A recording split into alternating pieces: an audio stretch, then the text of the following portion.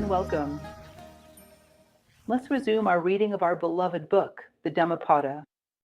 I would just like to make a comment that I find relevant, although it was only a small number of people who made this minor mistake, but I would like to clarify. We are discussing the Dhammapada, which is a highly significant Buddhist work. However, I speak as a philosopher and do not belong to the Buddhist religion. I am not engaging in any form of religious preaching. I am taking a book and analyzing what within this book can help us become better human beings. Therefore, I intend to compile the best books that I've read in my life and extract what might be useful for you. There is no ideological or theological connotation. I do not belong to any Buddhist school. I am a philosopher, and the philosopher seeks the truth wherever it may be. I believe this brief initial clarification is worthwhile. Today, then, we continue our reading from where we left off, starting with Chapter 5. Remember, I will not keep repeating this introduction every time. We have mentioned that the Dhammapada is a work evidently based on Siddhartha Gautama, the Buddha. It is believed to be a compilation of his writings. And within the structure of sacred texts, it belongs to what we call the Tripitaka, the three baskets, which are the compilations of his teachings that were made throughout history. The first council took place shortly after the Buddha's passing. In Pataliputra, this first council compiled two of the three baskets. And one of them, which is the most important for us, is the Sutta Pitaka. Within it, there is the Nikaya, which consists of 15 books, and one of these books is the Dhammapada. Just to recap, so we can position ourselves. And this Dhammapada, which is part of the Sutta Pitaka, is said to have been recorded, to have been dictated, by one of Buddha's principal disciples, Ananda. He was Buddha's cousin and also a very loyal disciple throughout his entire life of teachings. So, in our last meeting, we discussed the mastery of the mind, exploring a series of reflections that are deeply characteristic of Buddhism. Today, we will continue with Chapter 5. It will address the desire to live, foolishness, and the failure to consider the consequences of our actions, and how this return, which in the Indian tradition is called karma, comes back to us with full intensity. So, Chapter 5, The Foolish Balabhaga. 60. Long is the series of births and deaths for the foolish ones, trapped by the illusion of desires, who are unaware of the true law, the path. So, obviously, we are dealing with a tradition. There are those who sometimes doubt this or misunderstand it, but the fact is that we are dealing with a tradition that considers the existence of reincarnation. Now, is it necessary to believe in reincarnation in order to learn when there is a pada? No, you can consider that all of this happens within a single lifetime. It makes no difference. Simply put, what you need to acknowledge from what is being said here is that the law of karma, which comes from Hinduism, fits very well into this situation. In other words, the more we act against the law, the more it binds us to the earth so that we can learn this lesson and correct our course. Karma is not punitive, it is educational. It binds us to earthly experience, often a painful one, so that we can find the causes of our mistakes, consciously understand the secret of life, and correct our course. Thus, numerous and long cycles of births and deaths. Sometimes, long periods of pain, loss, and anguish, until a person finally finds the right path, the path of the law, the path of Dharma. 62. Truly, we do not belong to ourselves, much less to children and wealth. This is an interesting point because it is often misunderstood in relation to this tradition. It is believed that Buddhism has a certain coldness, avoiding attachment to things out of fear of losing them. That is not true. Buddhism teaches a refinement, and the Dhammapada teaches a purification of love so that you may offer the best to those you love, but without the desire to possess them. From desire comes dependency. From dependency arises excessive sacrifice, and from this excessive sacrifice, eventually, comes expectation and demand. I did so much for you, in other words, expecting something in return for what was given. It does not say that we should not love our children or the good things in life or even our possessions, but rather that we should appreciate them in a way that aligns with the highest form of love, allowing life to flow naturally. As Gibran said, "Your children are not your children, they are the children of life, sent forth like arrows from the bow of their parents toward the future. They do not belong to us." So, give your best not only to your children, but to everything that passes through your life. But do not see yourself as their owner. As he will later say, we do not even own ourselves. And the highest form of love is the one that does not desire, does not possess, does not lack, and does not expect anything in return. It is a one-way love, giving without expecting anything back. We reach this higher level when we overcome all forms of possession, in other words, when we become wise. We can already begin walking in this direction, freeing what we love. 63. The foolish one who considers himself wise. This one is truly a fool. There is a passage from Plato where he says that the greatest obstacle to wisdom is believing that one already knows. And this is a fact because when you recognize your own ignorance, you become open to learning. You become a keen observer, an attentive student of all of life's lessons. When you think you already know. If you close yourself off and don't learn anymore, nothing. You shut yourself away from the spectacle of life and cease to learn. And then it becomes impossible. You turn into a dogmatic person, incapable of learning. Remember that Socrates, a philosopher of great depth and uniqueness, had a central phrase, "I know that I know nothing." Therefore, this is an element that must be valued. Today, it is seen as pejorative to say, "Look, I am unaware of this. I am ignorant about many things." But this is actually a sign of clarity and wisdom.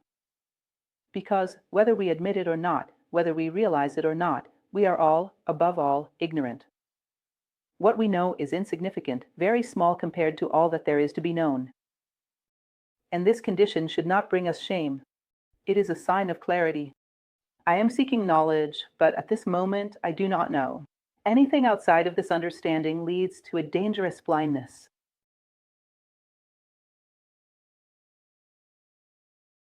64. Even living a whole life with a wise man, the fool perceives so little of the path of wisdom as the gatherer perceives the taste of soup.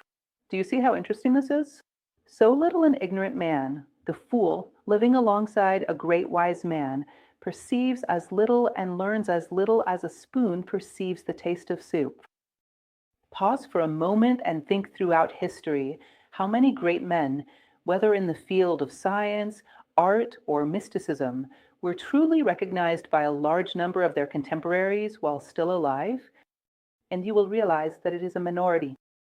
So, people live side by side with Plato, for example, or they live side by side, I don't know, with Mozart, and they preferred Salieri. In other words, many times throughout history, great men remained completely anonymous. This is an interesting phenomenon, because our selfishness, which consequently gives rise to vanity, this belief that we already know makes us insensitive to learning. If there is one type of person I feel a certain degree of envy for, philosophical envy, it is the one who stood beside the greats and recognized them.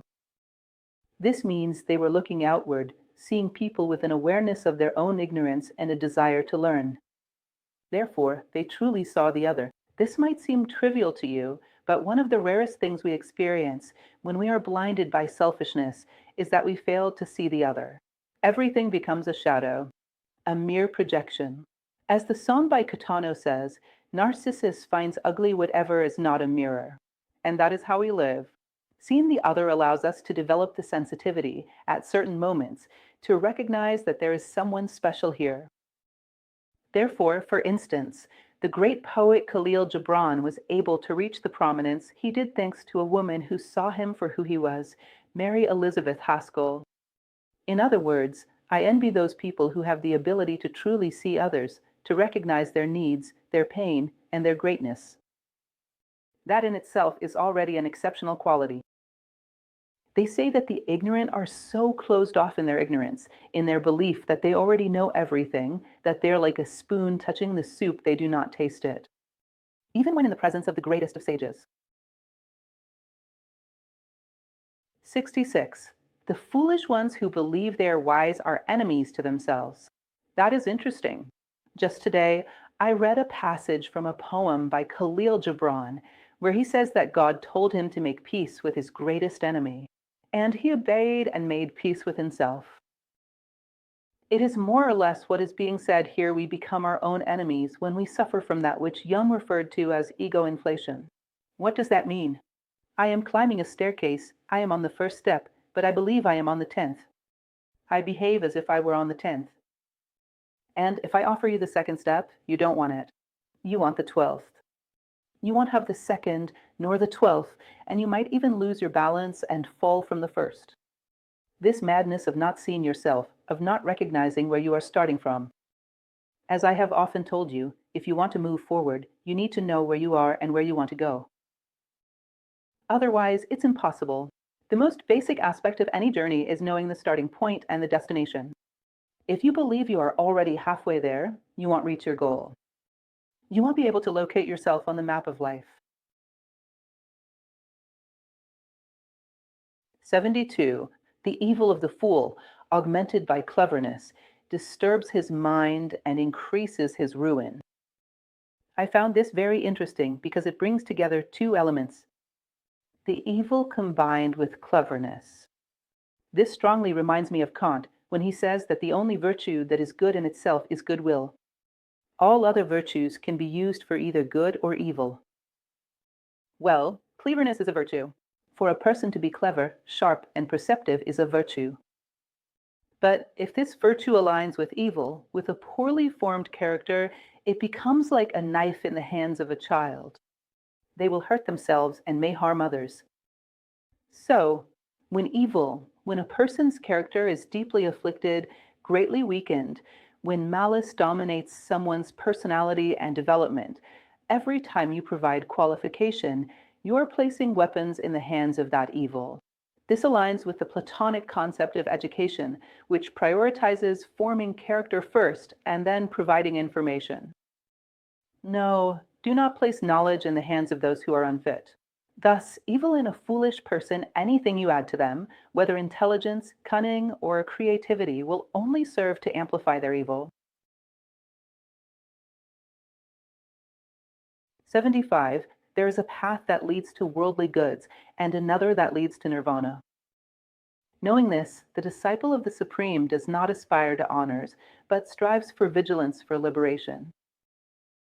Understand that this is important to grasp. It does not mean that a person must become an ascetic and renounce all material possessions. This may be suitable for an ascetic, but for an ordinary person, it is not necessary. So, it is not material possessions that harm or corrupt us, but rather the way we use them. It is somewhat similar to what is attributed to Victor Hugo, who is said to have suggested that we should occasionally place our material possessions before us to see who is in control us or them. So, imagine that you are on a path that seeks to become virtuous, to be kind, to one day be a wise person. If you want to be a wise person, having material possessions along the way is valid. If I want to help people, if I want to be generous and I have the means, I will be able to achieve this more easily. If I want to be a just person and I have the means to enact justice and reach people, then it is valid. It becomes a tool for greater impact. In other words, being should be the ultimate goal. Having material possessions along the way can be helpful. However, if having wealth is your ultimate goal, then what is the meaning of your life? To be the richest person in the world. In this case, being one's values and virtues can sometimes become an obstacle. Imagine if you are honest, just, fraternal, generous, and you aspire to be the richest person in the world. Well, that won't work, because as soon as you accumulate some wealth, you will feel compelled to share it with many people. Pay close attention to this. The purpose of life is to be. Having material possessions serves as a means. Life's goal is having, so being no longer fits as a guiding principle. This is what is important for us to understand. It's not that we shouldn't have things, but rather that things should not have us, should not possess or manipulate us. We are not advocating asceticism, as that would once again be an inflation of the ego, as Jung would say. Because this is not a time for asceticism. It is a time for fundamental self-knowledge, clarity, and focus, to know where we want to go in our lives, so that we do not fall into excesses. Because exaggerated interpretations of these verses are not uncommon. Chapter 6. The Wise Tandadavaga. 76. Consider the one who points out your flaws as if they were hidden treasures. Follow the wise one who reproves your mistakes. In truth, being in such company is a great good, not a harm. Notice that a critic is one thing, a wise person is another, and a good friend is yet another. You must have the sensitivity to recognize who points out a mistake to you with the intention of helping you, to rise above it, to enlighten you so that you do not fall into an abyss, is the role of the one who truly wishes to help. On the other hand, there's the mere critic, who points out a flaw only to diminish your worth in some way, seeking to emphasize it beyond its true significance. At a certain point, we must learn to discern, to develop sensitivity, so that we do not close ourselves off to any learning that may come our way. Sometimes, when we look back, we remember a teacher, a relative, or even a parent who pointed out a mistake to us, nothing that became a turning point in our lives, allowing us to see, recognize, reflect, mature, and overcome. Therefore, it held exceptional value. A compliment would not have been as useful. But we must learn to assimilate and recognize when a critique is constructive one that truly guides us toward growth, and when it is merely a form of negativity meant to provoke us. Otherwise, we may close ourselves off to any form of correction. Cicero, when speaking about friendship, also addresses this, and I find it beautiful. Because a friend should be exactly that. The one who taps you on the shoulder and says, "Hey, not that way, my friend. What are you thinking? Are you out of your mind? That makes no sense. Have you forgotten who you are?" Whoever has a friend capable of doing this possesses a true gem. Yet today, we seek those who flatter us, who are never true friends. And they are the first to run away when you actually fall into the abyss. So, this discernment of not rejecting criticism, but knowing how to separate, as it is said in Christianity, the wheat from the chaff. 78. Do not take as friends those who practice evil. Another verse that is often subject to radical interpretations. Not befriending someone does not mean you will lack compassion, refuse to help them, or exclude them from your heart. Because, from the perspective of this and many other philosophies, the mission of humanity is to hold all of humankind and all of nature within its heart. But everything must be at the right distance and in the proper rhythm. I have given this example many times before, but it is worth repeating. It is the example of the sun and the planets. The sun gives life to all the planets, at least to those capable of sustaining life, of course. The sun illuminates and warms them all. However, it does not pull any of them too close to itself. Each one remains at its own distance and in its own rhythm. When everything is at the right distance and rhythm, you can bring light to everyone. If you talk, for example, about the jaguar of the Pantanal, I would be willing, and am sure you would too, to sign a petition advocating for its preservation, to support its protection, and even to contribute in some way. But that doesn't mean I'm going to bring a Pantanal jaguar into my apartment. Senseless Salieri. So we must love, but also know how to keep things in their proper place, each fulfilling its role. This is, in fact, a Platonic concept of justice. Therefore, when it comes to my inner circle, to that person who guides me when I am falling, and whom I, in turn, can guide, who shares my dreams, in other words, a true friend, this must be chosen with great care. Now, being supportive and compassionate toward everyone, this must exclude no one.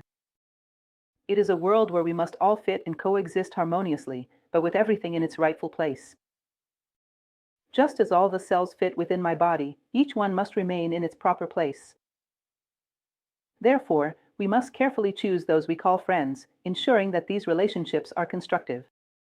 An interesting concept, which is also related to the Indian law of dharma and karma, states that there exists both collective dharma and collective karma.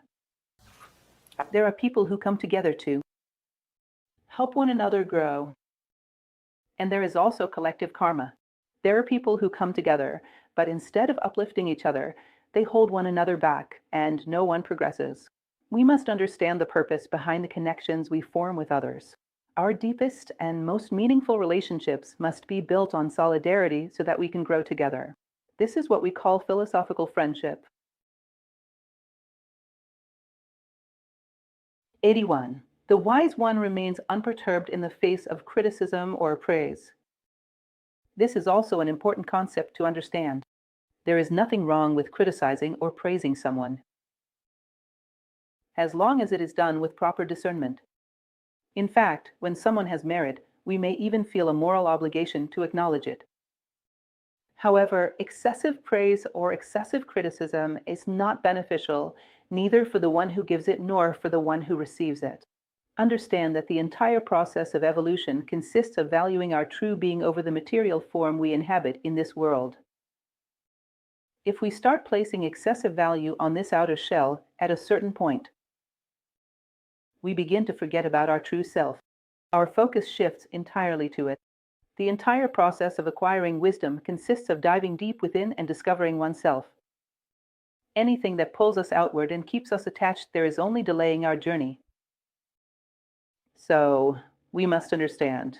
It reminds us a bit of the musical The Phantom of the Opera, where Eric, for those familiar with the musical, was guiding Christina's consciousness to understand beauty, to express beauty and the stage with. Raoul, who was, so to speak, her greatest admirer, pulls Christine towards seeking recognition on the stage of life, craving applause, and in the end, takes Christine away from Eric, steals Christine from Eric, who represented her essence, her deepest self, which was expressed through her voice. This kind of modern myth, which is the Phantom of the Opera, illustrates this idea.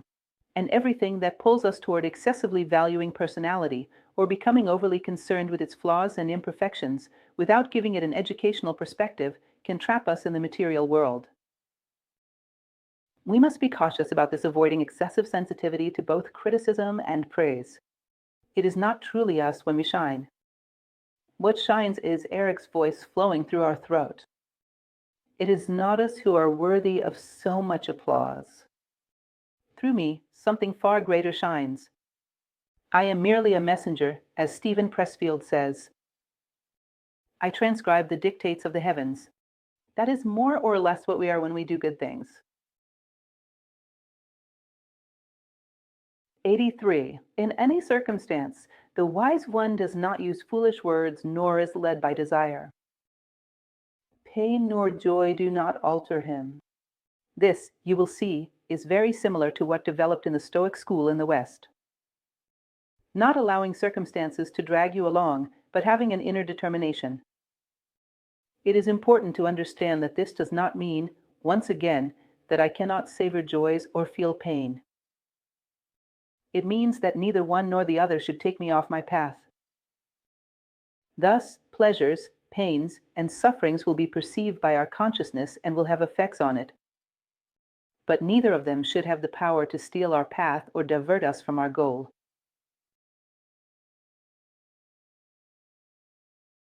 '89. The one whose mind is trained in all degrees of knowledge that lead to the light, detached from all, for whom renunciation is happiness, and whose passions and desires have been subdued, this one, even in this life, attains nirvana. How interesting, these traditions are paradoxical. This means even in this life, that is, right now, in this moment, here in my home, if the conditions were met, nirvana would be here. Nirvana is not a place, nor is it a time, it is a state of consciousness. It is what happens when a person is in the world, but not of the world. He floats above the world, benefiting it in the best way possible. But he does not place too much faith in material circumstances, does not feel ownership over anything, is not attached to anything, yet at the same time, gives the best he can to the world. That's interesting, isn't it? Observe. And someone who feels ownership over an object does not treat it as well as someone who is detached and does not feel like they own anything. The one who is detached gives their best. The one who feels ownership only takes care of things as long as they serve them.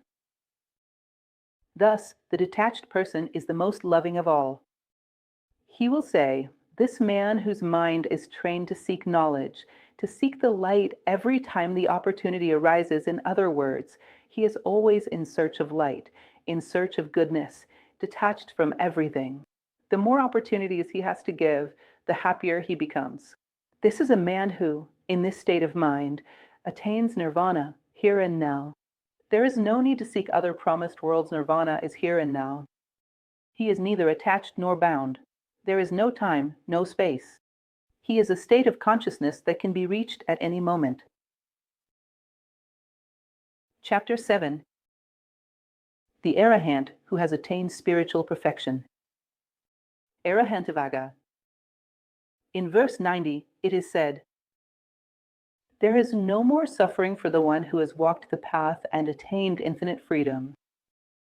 This one has freed himself from all shackles and extinguished the burning fever of life." In other words, notice how interesting this is, because it represents the purest state of freedom one can conceive. He no longer depends on anything, has freed himself from all the chains that bound him to matter, desires no recognition, seeks no possession. He feels no jealousy and is not attached to anything material. Everything he needs to sustain him comes from above, from within. He floats above the world, he does not weigh upon it. This is a free man.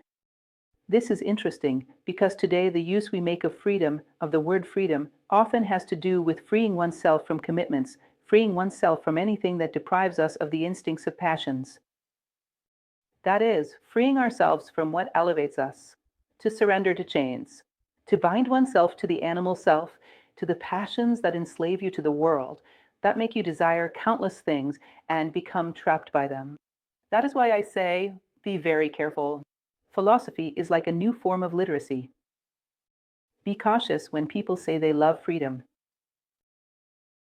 Look at what they are trying to free themselves from. If they seek to free themselves from a commitment that could lead to greater awareness, if they want to escape a responsibility that could develop their determination, their will, their intelligence, then they do not love freedom, nor do they love enslavement. They want to break free from any rope that could rescue them from the depths of the abyss. That is not freedom. So, little by little, we learn to better understand the true meaning of the word freedom.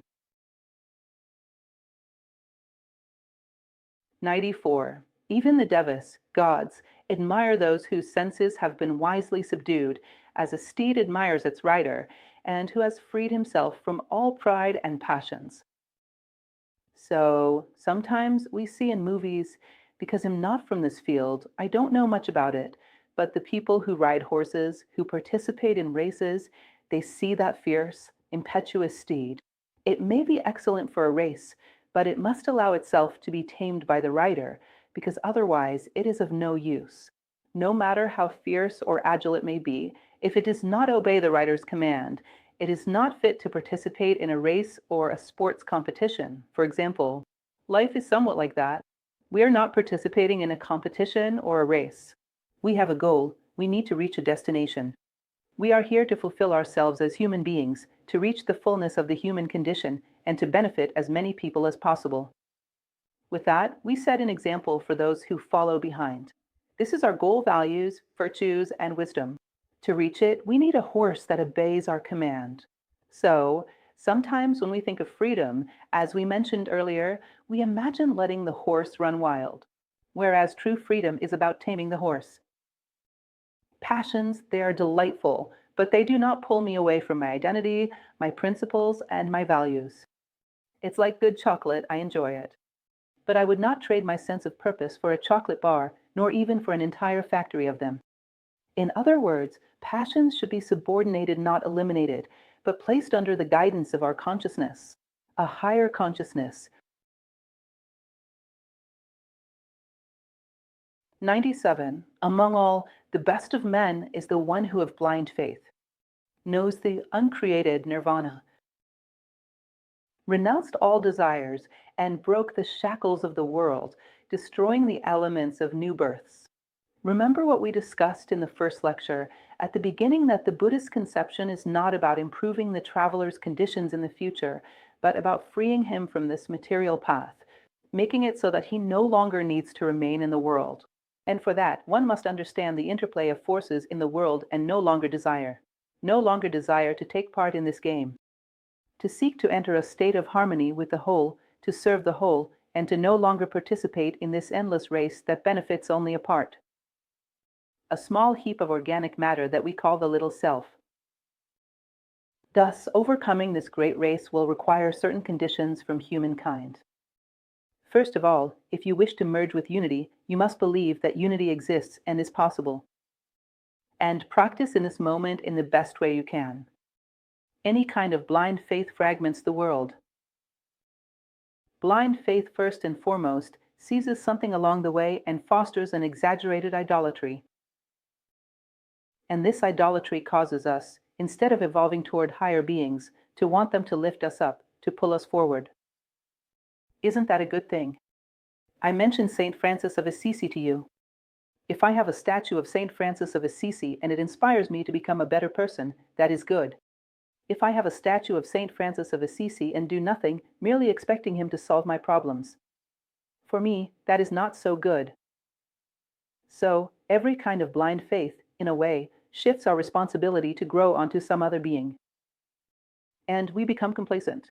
And beyond that, there are a number of other consequences that I won't go into detail about. Blind faith is one of the things that the Dhammapada advises people to avoid.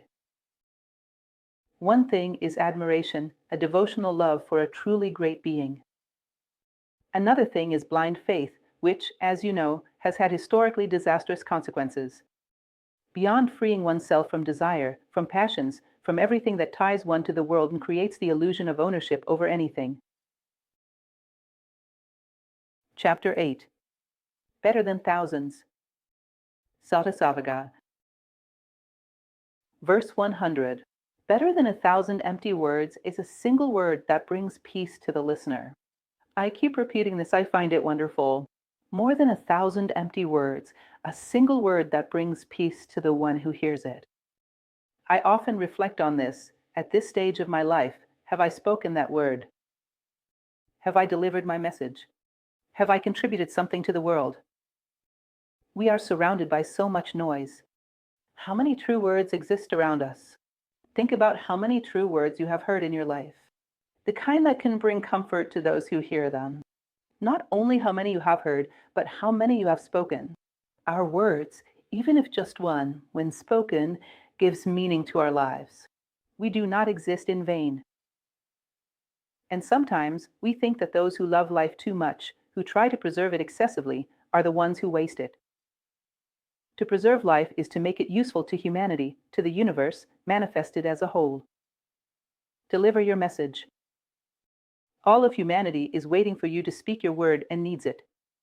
So, find it within yourself. This commitment is one of the commitments that lift us up. Continuing, in verse 101, it says, 1,000 verses devoid of meaning are inferior to a single verse that brings peace to the listener. I have spoken to you many times about this, that many wonderful, magnificent works that have illuminated humanity were very small. Sometimes the phrases that change our lives are very small. They give a nudge, pulling us out of blindness. Especially when there is this philosophical spirit. I have also commented on this. In the last lecture, I mentioned that a philosopher is illuminated by ideas. More than by anything else, a philosopher is searching for answers in the realm of ideas. An idea is capable of shedding light on the crossroads he is facing. So, sometimes a phrase, or even a small book. It is no coincidence that Confucius once said, for example, that if he had 50 more years to live and was asked what he would read, he replied that he would read the I Ching or the I King 50 more times. Sometimes, from just a few things, we can draw a deep reflection. This does not mean becoming fanatic and repeating it 1,000 times over. But certain noble ideas can inspire deep reflection, allowing us to synthesize our own answers. Personal answers, maturity, and inner life. That is what we are here to build. Verse 103 is one of the most well-known within the Dhammapada. More glorious is not the one who wins in thousands of battles of men, but the one who conquers himself. One of the recurring themes in the Dhammapada is the idea that external war arises when we fail in our inner battle. The external enemy enters through the cracks left by our internal enemy. Therefore, greater than the one who defeats an entire army is the one who conquers himself. Especially when we consider that, in an inner battle, we often confuse ourselves with the enemy. It requires not only courage, not only bravery, but also discernment. In an external battle, you know exactly who you are fighting against. This person takes a stand, you take a stand in relation to them. Internally, you become confused with the enemy. Sometimes, you hand them the weapon so they can attack you. Sometimes, you surrender yourself so they can destroy you. We confuse ourselves with our flaws, with our vices. Therefore, the inner battle requires not only courage and bravery, but also discernment and identity. Whoever conquers it becomes almost impervious to the external battle. It reminds you that, in the beautiful book The Art of War by Sun Tzu, he speaks precisely about this, that a true warrior does not fight. When the battle manifests externally, it means he was not as skilled as he should have been. The true warrior carries an aura of being impregnable, untouchable.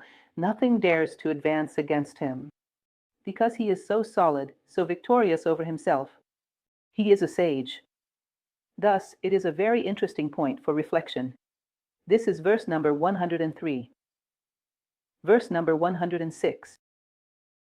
If, month after month, and for a century, we offer sacrifices to the thousands, and if, for just an instant, we pay homage to a perfect being, that moment is worth more than 100 years of sacrifice. Yet another concept we have frequently discussed: the attitude we adopt toward that which is sacred. The idea of sacrifice, in general, is to make an offering in the hope of receiving something in return. I always tell you this, about the example of the statue of Saint Francis of Assisi. Imagine that I have great admiration for the Saint Witch. In fact, I do, and I place this statue in my home. And I stand before it every time I experience a moment of weakness, so that it may inspire me to be greater. Since he was so generous, since he was so kind, I seek his inspiration to overcome my selfishness. This is one aspect, the element of admiration, of paying tribute to a perfect being. The second aspect is having this same statue of Saint Francis of Assisi and, in my moments of weakness, remaining in my frailty and asking him to solve my problems for me. This is the idea of making an offering in exchange for favors. It is a superficial type of relationship with the sacred.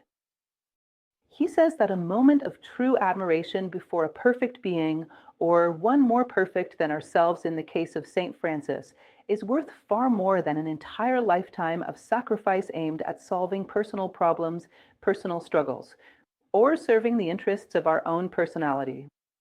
When we recognize the greatness of a being, we step beyond the limitations of our own small personality. We dream of becoming as great as they are. Remember the biblical passage: "Be perfect as your Father in heaven is perfect." In other words, we place ourselves before something great, like a great father whom the small child dreams of one day resembling. Thus, a moment of this kind carries an aura of the sacred, greater than an entire lifetime of offerings made in the hope of obtaining favors.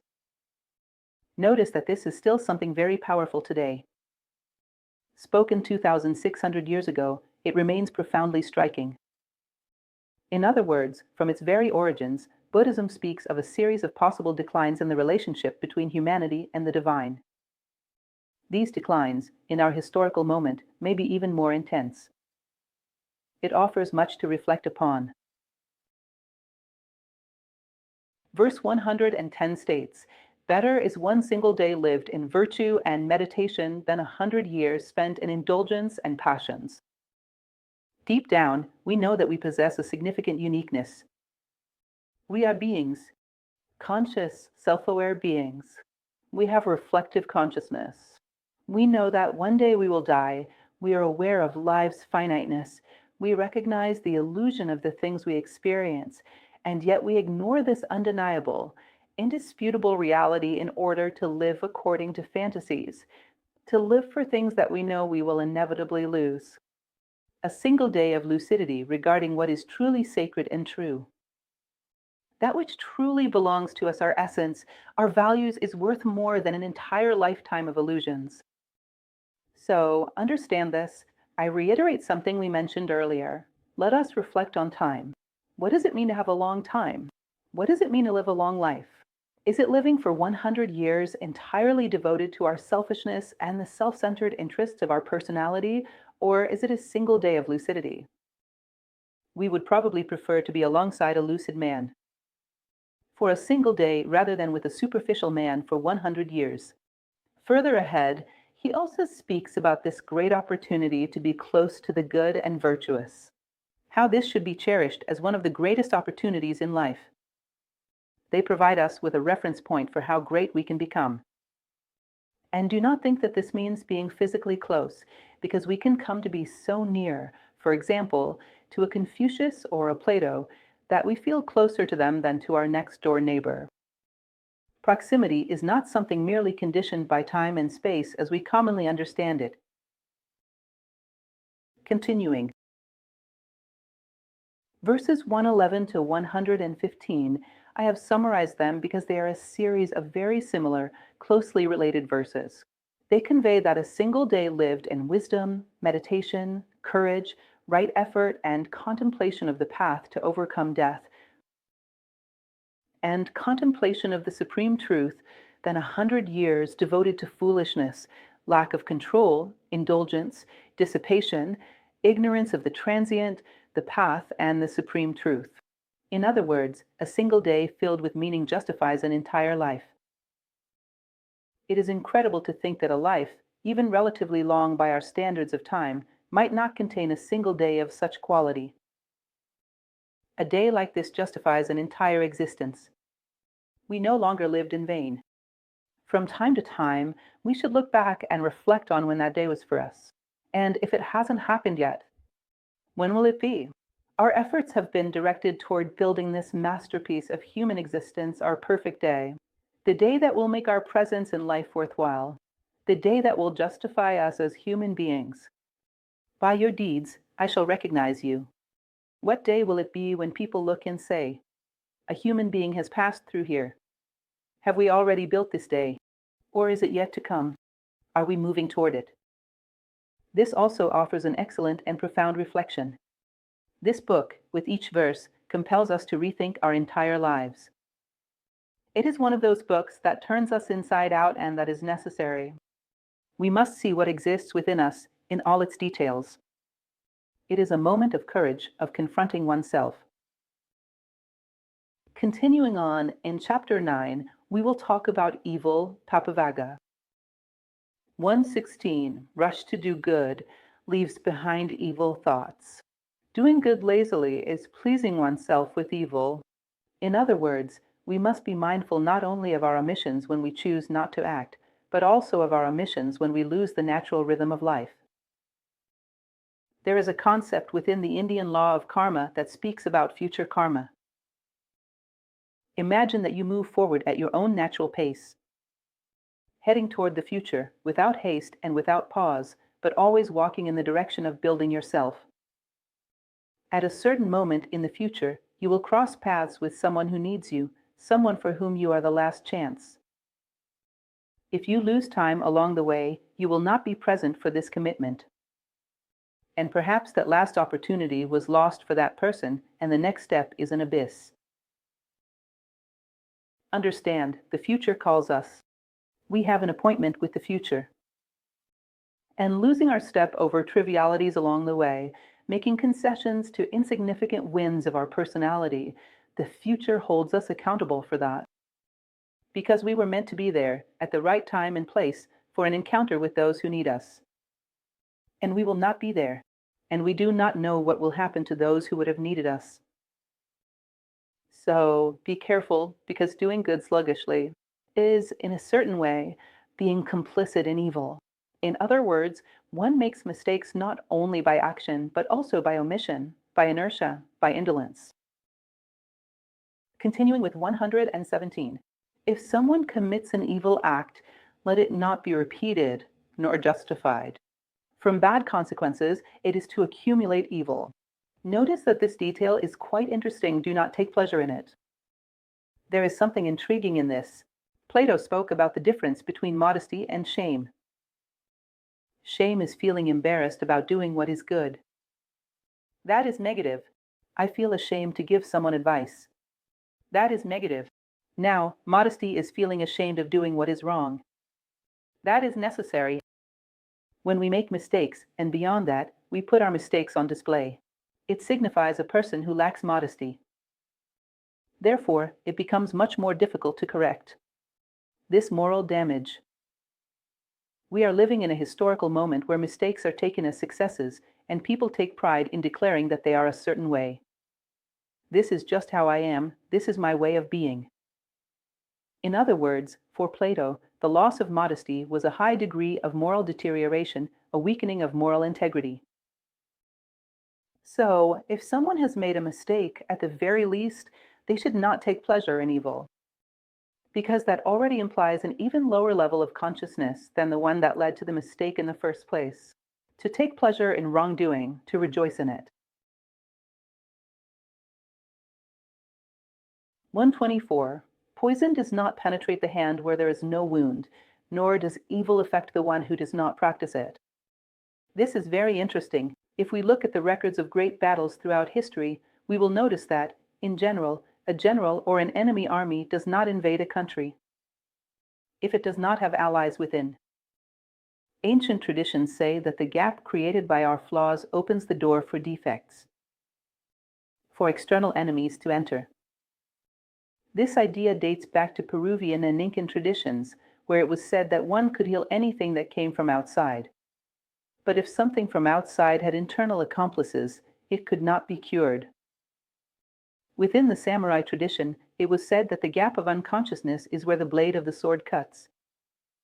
In other words, the sword does not penetrate except at the point where my awareness has left the door open. So, when we are attacked, when we are struck, we should consider that perhaps the external element was merely opportunistic, entering through a point that our internal defeat left exposed.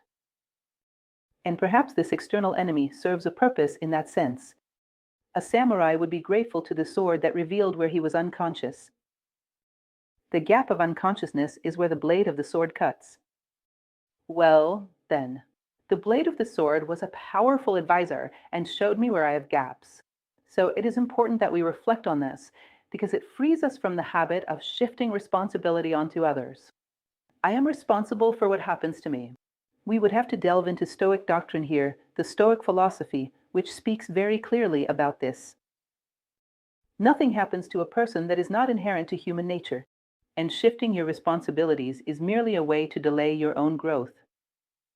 As Epictetus would say, the extinction of blame marks the beginning of moral progress. No one is to blame, neither externally nor internally. There is a mistake to be corrected. So, let's correct it and keep moving forward. Notice that these are traditions that intertwine, coming from all places. 127. Neither in the air, nor in the depths of the ocean, nor in the caves of the mountains, nor anywhere in the world can we hide from the result of the evil we have practiced. In other words, returning to the concept of the law of karma, which is action and reaction once an action is committed, there is no place where you can hide from its reaction. The reaction is inevitable. It is a law of the universe. Newton outlined this in his law set is the same principle, only applied to a more subtle plane, the plane of actions, the psychological plane, the mental plane. In other words, that which we project outward eventually returns to us. And there is nowhere you can hide from the return of your actions. Therefore, it is wise to reflect on them when you commit them or when they return. Take a moment to reflect. Where did I throw this stone that is now falling upon my head? Why did I throw it? May the return of our actions teach us to generate new causes with an ever greater level of consciousness and responsibility. There is no way to throw a stone, and find a refuge that protects you from its return. That would break the laws of nature.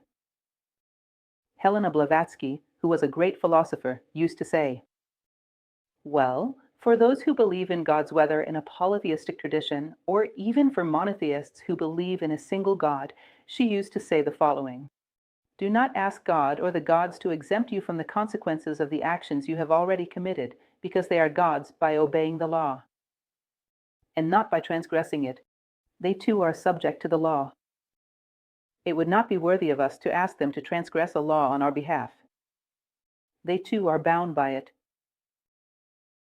For those who are not familiar, the Ramayana, which is a great Indian classic, is nothing more than the story of a divine being who generates karma and is obliged to repay it. The entire story revolves around this.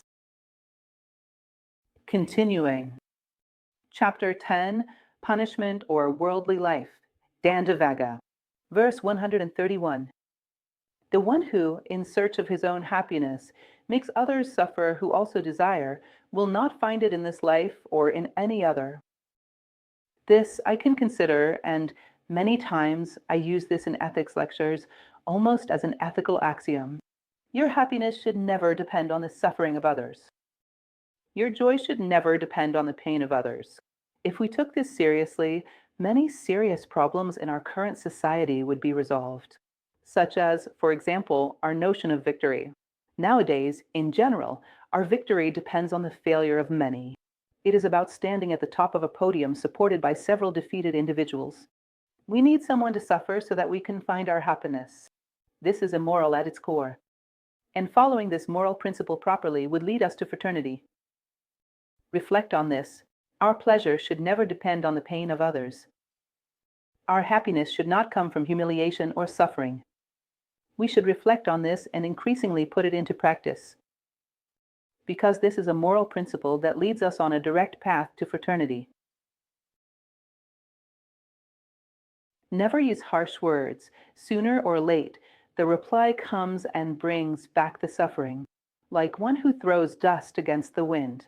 Professor Jorge Angel Livraga Rizzi, the founder of New Acropolis, he spoke of something very interesting, which is the principle of diplomacy introducing your will into the world, with minimal harm, meaning to say only what is just and necessary to be said, but being mindful of causing harm, striving to say it in the gentlest way possible, doing what must be done while taking care and not to hurt. In our daily lives, we often notice that the same phrase, "Try this exercise," I have done it in public speaking classes, for example, when spoken by different people, one version does not offend, while another does. Because behind it, there is an entire emotional weight, a certain, let's say, lack of care and attention to the feelings of others. Even if it is word for word, in a tone of voice that you try to make sound more or less equivalent. But what lies behind it either causes harm in one case or does not in another. So, we should strive to bring our will into the world with the least possible harm. That is diplomacy, a virtue that is so little understood today and often mistaken for hypocrisy. Walking through the world as if stepping on tissue paper. Our professor Michel Echenique, who brought New Acropolis to Brazil, spoke about this. That the great sages walked upon a sheet of tissue paper without leaving a mark, yet they did not cease to walk through the world. They did not stop, but they stepped without leaving a mark. This is an old Eastern tale from martial arts traditions. 136. Practicing evil out of ignorance. The fool forgets that he lights the fire that will burn him one day. This opens up an entire discussion. Well, practicing evil out of ignorance. There are people who do not act out of ignorance, but rather with intent. That's right, we can even analyze this from a legal perspective. This is intent and negligence. But ultimately, if we look from a higher perspective, we realize that both cases stem from ignorance. Believing that another person's suffering can bring you any benefit is ignorance. A greater ignorance with more severe consequences than simply making a mistake out of carelessness, lack of skill, or recklessness. So, both cases are ignorance. A deeper-rooted ignorance in the case of the one who acts with intent. An ignorance that disregards the fundamental laws of life. So, from a higher perspective, it is an even more stubborn and difficult ignorance to overcome. Ultimately, all mistakes are born from ignorance, which is the greatest of all evils. 141. The custom of walking naked, the hair braided like the ascetics, fasting, sleeping on the ground exposed to the elements, covering oneself with ashes or dust, sitting motionless on the heels, in penance, prostrations, None of this purifies the mortal who has not freed himself from desire and doubt. Look, once again, I draw your attention to how bold and relevant this is. He is going to talk about a series of displays of devotion, of reverence for the sacred, that have no internal reflection and do not contribute in any way to human evolution, nor do they bring anyone closer to the ideal. Remember what I was telling you, drawing a parallel with Greek mythology, which we are familiar with. The time of Chronos and the time of God, and before that, chaos and Chronos. And when we ask where we are today, people say we are in the time of Chronos. We are not in the time of Chronos. Chronos is the time measured by our movement toward Olympus, toward the world of God, toward eternity. If today you meet a person who has a certain number of flaws, and 10 years from now you meet them again and they still have the same flaws, only the biological aspect has followed its course. The psychological, the mental, the moral, the spiritual have remained in the same place. That person has not entered time. They are in pre-time, in a primordial chaos. So, we must realize that something may display an entire appearance of the sacred, but if, within, it has not taken a single step toward Olympus, toward the human ideal, then time has not existed for that person. And that is devoid of value. There is a popular saying that fits perfectly here: the habit does not make the monk. You know that this is a play on words with habit. Habit as in the monk's robe, and habit as in a customary practice. So, the one who simply wears the monk's robe, but has no inner perception of what is timeless, of what is eternal, that does not make a monk, just the clothing. Now, habit in the sense of practice, of living this knowledge, integrating it, internalizing it, and assimilating it, that, indeed, makes a monk. Therefore, what he is talking about here is the hypocrisy of appearances of great devotion that, on the inside, have no true reflection, no contemplation of what is timeless, of what is one, which is the primary attribute of God. And this was very common, it was in that time. Remember that Buddhism emerged during a period of decline in Hinduism. It was the time of the darsanas, the philosophical schools, a rather turbulent period. But even today, 2,600 years later, we still struggle with the same problem. We still maintain this religious appearance, and often it does not reflect inwardly. So, notice how we have progressed from a technical standpoint, but also from a human perspective. Perhaps we are still stuck 2,600 years in the past, because all these issues remain relevant today. We are still living through exactly the same challenges. 145.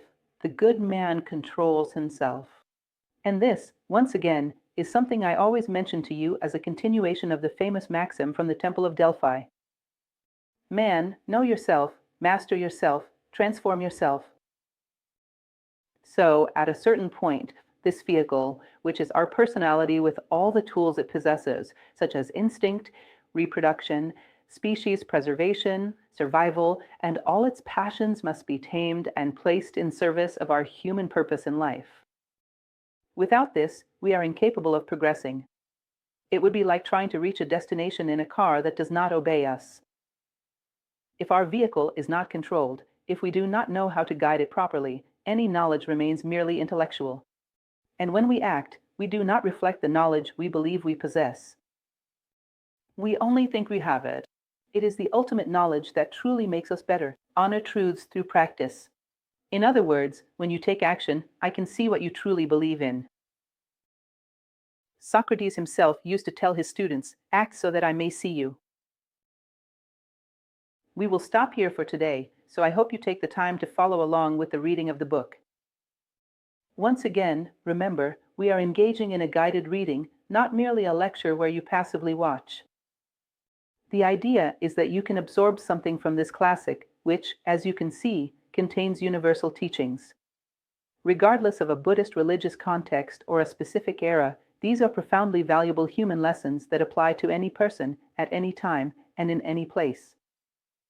Take some time to reflect on this. Until then, goodbye.